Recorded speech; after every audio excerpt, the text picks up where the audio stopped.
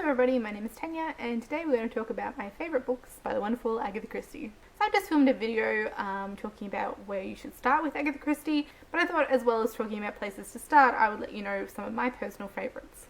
So I've probably talked about most of these at times on my channel and I've possibly mentioned some of them as being my absolute favourites of hers, but I thought I'd put it all together in one video. There are many more that I could choose than the stack that I've got here. I've gathered a few together to talk about, but you know, pretty much most of them are my favourites, but there are a set one that kind of is elevated a bit against the others. I've picked out my three top that I can't really separate, but I've got a few others here to talk about beyond that as well, and let's just get into it. So I've said before that I can't pick one absolute favourite for my Agatha Christie. I usually have to go with three, and for that I pick my favourite Agatha Christie that doesn't feature one of her regular detectives, my favourite Hercule Poirot novel, and my favourite Miss Marple. And so for those, I have these three. So my favourite one without one of her regular detectives is Above and Beyond, and Then There Were None. And Then There Were None is one of Agatha Christie's most famous, most well-known works. It was quite recently adapted by the BBC into a miniseries, which I would also highly recommend, having recently finally got around to watching it. I think it was a fantastic adaptation. There's a lot of hype surrounding this one, and for very good reason. As I mentioned before, I believe And Then There Were None was the first Agatha Christie that I read when I was 11 at most. I absolutely adored this then, absolutely adore it now. It's continued to be one of my absolute favourites of hers and a very good place to start, as I spoke about a bit in the Where to Start with Agatha Christie video. This one is the story of 10 strangers who are all brought to a mysterious island. They're kind of stranded there because of the weather, and then people start dying one by one. And it is one of Agatha Christie's most suspenseful novels. It's the one that borders the most on being a thriller, while at the same time it's not particularly, violent or frightening, but with this kind of sense of dread through it. And so we're following each of these characters and finding out a bit more about their past. They've all been brought there for a reason. They've been selected for something that they have in common. And as I said, the novel goes on and more people keep dying, and it is mimicking this rhyme that is present in the house.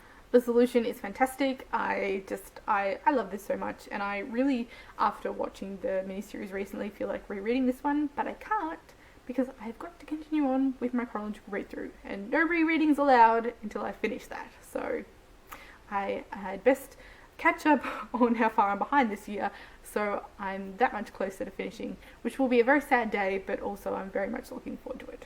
When picking my favourite one starring Hercule Poirot, I have to go with Murder on the Orient Express. Murder on the Orient Express was also one that I read very early, probably the second Agatha Christie that I read, and also has continued to be one of my absolute favourites.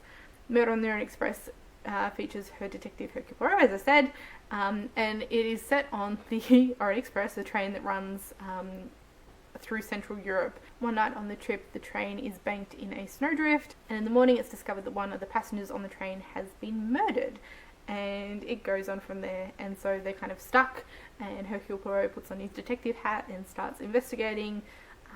As they're kind of stuck in the middle of nowhere, it must be one of the people on the train who is the killer, and it goes on from there. I think this is fantastic. I love everything about this.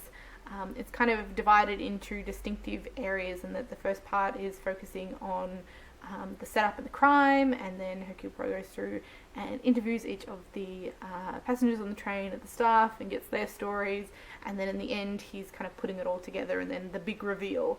Hercule Poirot is famous for his big reveals, and a lot of the information is kind of withheld until the end, but I love Hercule Poirot so much. I know he has a reputation as being incredibly arrogant. A lot of people don't really like him, but I just love that arrogance and that ridiculousness of him. I find it amusing. I adore this character a lot, and there are definitely quite a few Hercule Poirot stories that feature among my favourites. Then when selecting my favourite Miss Marple story, I have to go with Sleeping Murder. Sleeping Murder is actually the final Miss Marple case. It's one of Agatha Christie's very last books to be published, but it's my absolute favourite of hers. This one follows the story of a young couple, Gwenda and Giles, who have just married, and Gwenda is searching for a house for them to live in, and she finds this house that's perfect. It's just absolutely exactly what she wants, and so they're able to get this house. They move in, and then some kind of uncanny things start happening. and something's not quite right. So like she is envisioning, you know, there should be a door here, and then when they go to put in a door they find that there was a door there, and little things like this make it a little bit more unsettling, and it dredges up an old crime, and Miss Marple is there to investigate, and I don't know what it is, but there's something about this one that I absolutely adore. And I'm very much looking forward to getting to the latter end of my chronological read through so I can reread this one again, because it's been a very long time.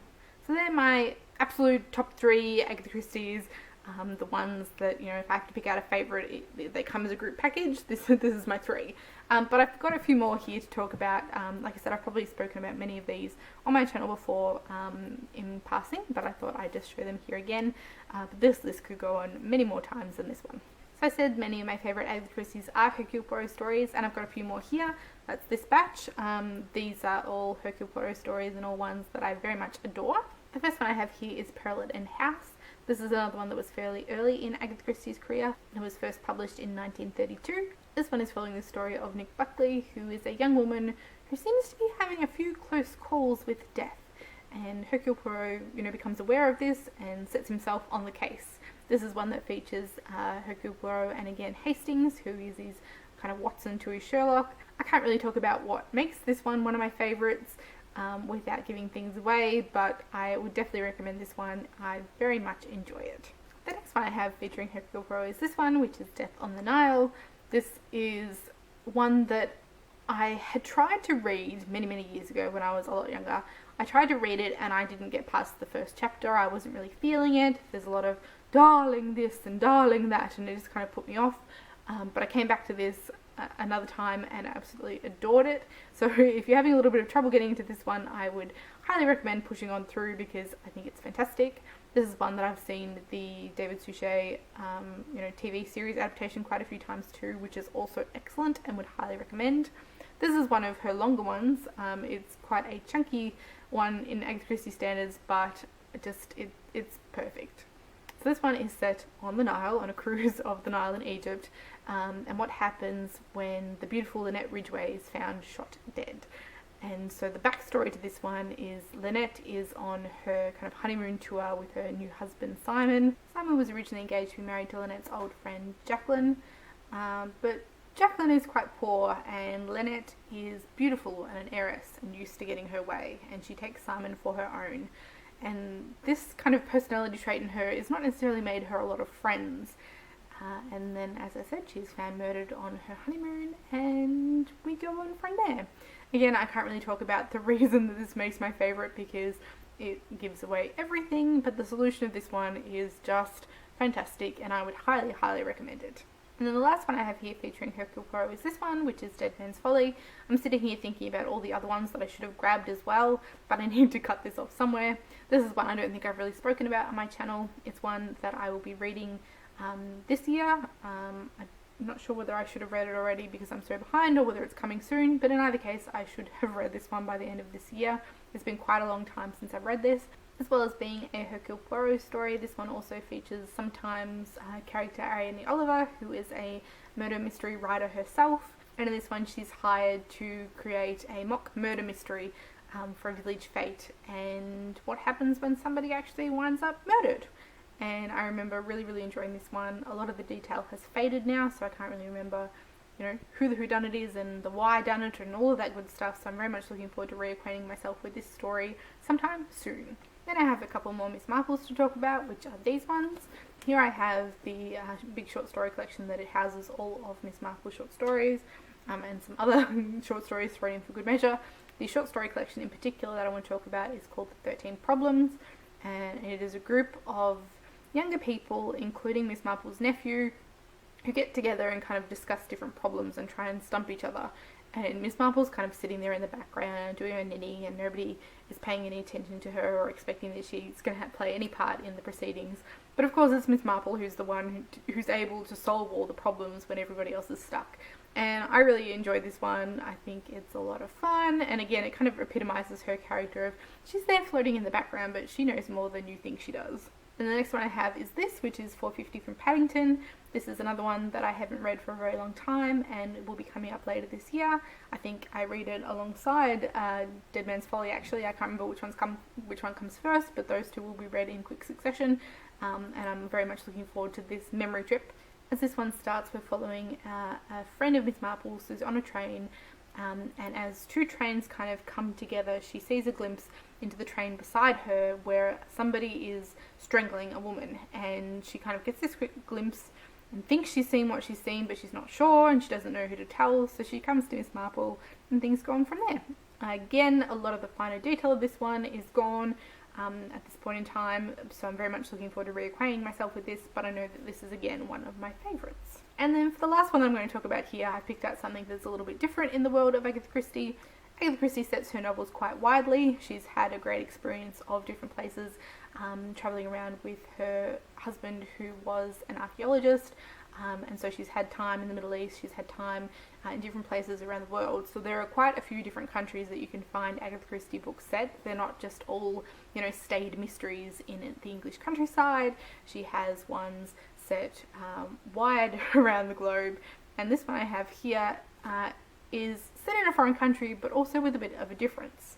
And so that is this one. This is Death Comes at the End. This one's also set in Egypt like Death on the Nile, but with a difference. So while Death on the Nile is set in current times to Agatha Christie, this one is actually an historical novel, and this one takes place in ancient Egypt in 2000 BC and follows a mystery at that time.